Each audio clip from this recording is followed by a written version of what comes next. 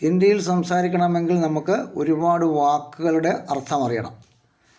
ഇപ്പോൾ നിത്യജീവിതത്തിൽ ഉപയോഗിക്കുന്ന വസ്ത്രങ്ങൾ, ആഹാരങ്ങൾ, വീട്ടുപകരണങ്ങൾ, പച്ചക്കറികൾ, തൊഴിലുകൾ, പഴങ്ങൾ, മാസങ്ങൾ, ദിവസങ്ങൾ, വൃക്ഷങ്ങൾ, മൃഗങ്ങൾ, പക്ഷികൾ, ഇങ്ങനെ ധാരാളം സംഗതികൾ അറിഞ്ഞിരിക്കേണ്ടതുണ്ട്. നമുക്കിന്ന് വസ്ത്രങ്ങളെക്കുറിച്ച് പഠിക്കാം. നിക്കറിന് എന്താണ് പറയുന്നത്? ഹിന്ദിയിൽ നിക്കർ എന്ന് തന്നെയാണ്. ചുരിദാറിന് ചുടിദാർ എന്നാണ് പറയുന്നത്. റൗക്കയ്ക്ക് ചോളി എന്നും സാരിക്ക് സാഡി എന്നുമാണ്. തോർത്ത് അല്ലെങ്കിൽ മുണ്ടിന് ധോത്തി എന്നാണ് പറയുന്നത്. ഷോളിന് പറയുന്നത് എന്താണ്? ചുനരി.